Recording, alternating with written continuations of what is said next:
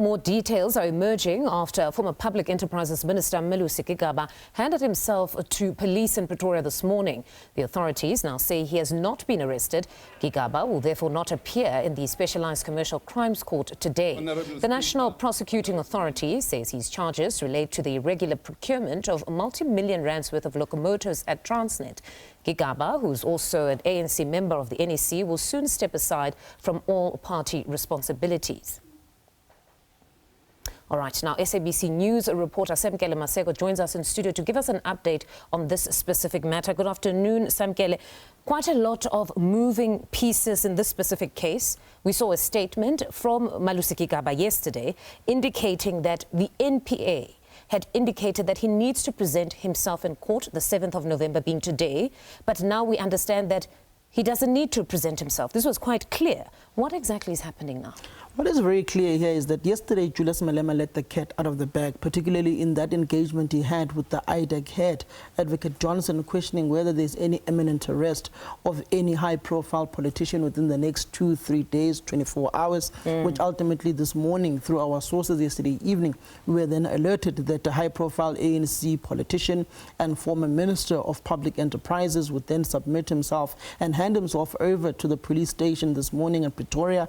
I then had an engagement with Malusi Gigaba at around 7:30, 6:15 in the morning on this particular news, and I engaged him and said, yes, mfanagiti isugile, basically meaning that it has effectively started. He is being brought in on matters related to the procurement of locomotives at Transnet. You'd remember that huge procurement deal that Transnet went on to with a South African-based company, joint venture with the Chinese entity to procure those locomotives that were meant to ferry some of South Africa's commodities to the global markets in our ports in order for them to go to the international markets.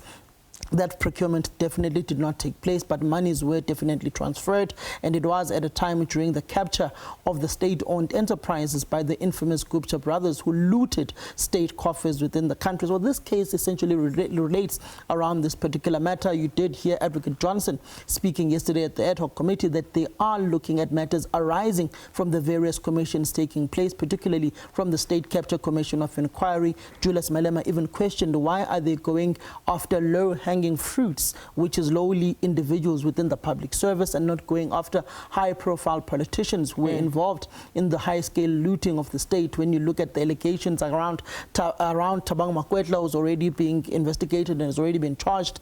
Gwede Mantashe, who's the national chairperson of the ANC, has not been charged. After he got security upgrades at his home, you go to Nomvula Mukonyane with the chickens that were sent to her by African Global Operations, formerly trading as Bosasa. Those are some of the allegations and issues Julius Malema was raising at this ad hoc committee, but it does certainly look like Transnet investigations are taking shape. You have seen a number of Transnet individuals, Slabunga Kama and other individuals, Brian Molefe, who have ultimately been charged as well, alongside the wholesale looting of these public enterprises that allegedly took place in the era of the Gupta brothers. To take you back to that statement when Malusi Gigaba says isugile, in what sense? Did he present himself at least to the police station today? Was he at least explained to that indeed the investigation now is at an advanced stage, but not necessarily that you would need to present yourself to court? The prosecutors yet to make a decision. What does he mean by isugile? He essentially means that the investigations have essentially started. The ball is rolling within that particular aspect. He thought in a statement that he was released by his communications team that he would appear at the Specialised Commercial Crimes Court in Pretoria this morning, similar fashion to how Nosifuwe Mapisa Ngakula was handled when she was nabbed by the South African Police Service and ultimately the Hawks and investigators and the National Prosecuting Authority when it comes to that particular tender at the Department of Defence, where she was a minister, and that businesswoman whom she is entangled with at this point in time. Gigaba thought it would go in that similar fashion, but interestingly, he did not have to present himself to a police station. He went to the headquarters of the Investigative Directorate Against Corruption, IDEC, at the CSIR headquarters. They are constituted, they are currently housed at Block 10 within that particular precinct. That's where he went at the first floor this morning with his senior counsels, his legal representatives, after we spoke to some of the individuals at IDEC, they said that he is in fact not being arrested. We have called him for an engagement. When we posed questions of whether he'll be charged or not, IDEC said they would not be commenting any further on this particular issue. So we do anticipate that they are engaging with him in anticipation that he may effectively be charged in the next week or so, should they decide to pursue with the case. But IDEC has been left with egg on their face, particularly noting that a politician, a civilian, had access to this information of imminent arrest of law enforcement agencies, particularly in a country where investigations have been shrouded and clouded by alleged political interference, particularly if you go to the era of the Scorpions and how they were ultimately dismantled, as they were seen as a unit that is meant to persecute and to prosecute political opponents of those who were at the helm at the time, particularly Jacob Zuma, the spy tapes, and all of the shenanigans that took place between that particular era. You've got similar allegations this time around of state security being used to follow certain individuals, and this time around you've got IDEC, which is basically being painted as an institution that is meant to investigate certain individuals they don't like, that are seemingly against the current administration. When you look at the questions that were posed by politicians and members of that ad hoc committee looking into shenanigans within the police, like Julius Silo Malema, on the IDEC head yesterday, Andrew Johnson. There's most certainly quite a lot that could also develop politically insofar as this case is concerned. We know that should he, of course, be charged, he'd have to step aside. We saw sentiment today, even on social media, the likes of Andile Lungisa at least expressing their support for him, but there are those who are trying to insert some sort of a narrative, as you say, that perhaps there is a strategic targeting of those who might be in the running for the presidential campaign for the African National Congress. Just share with us some of the sentiment around that and the narratives that are starting to form. I don't want to pander too much into those political machinations and conspiracy theories of politicians, but all I can say is that there is a growing sentiment within the younger generation, within the African National Congress, that is seemingly perceived as the bad boys within the ANC, your Malusi Gigabas, your Andile Lungisas, your Mzwandile Masinas. That particular cohort of so-called younger leaders within the African National Congress are growing impatient day by day, and they feel as if Malusi Gigaba should have waltzed in to the presidency of the African National Congress. They see him as a threat.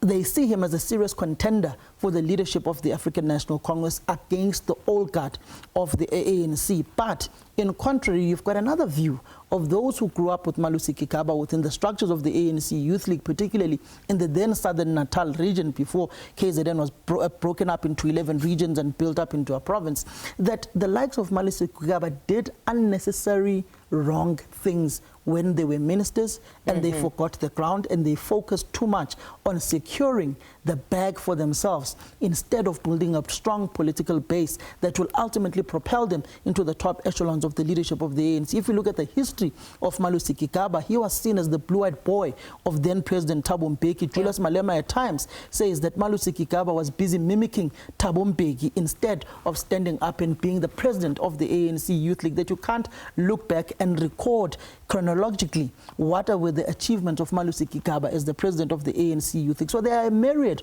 of issues, particularly that muddy the waters when it comes to the issue of the succession of the ANC, but also where ANC leaders find themselves in at this point in time, in this epoch, where they are found wanting of many criminal issues that they may be facing and have been alleged to done. If you look at the State Capture Commission of Inquiry, for example, some of the issues the former wife of Malusi Gigaba, Nomam Goma, was bringing to the fore at that State Capture Commission of Inquiry, the allegations of bags of money from the Guptas, the boot spare wheel full of money, and him enabling very explosive Gupta allegations companies. there. Sorry to interject, but just in the interest of time, I want to squeeze in something else, Samkele. Another development, Minister Mkhunu having surrendered his gadgets, so he surrendered his telephone devices to police. We understand that this was voluntarily so.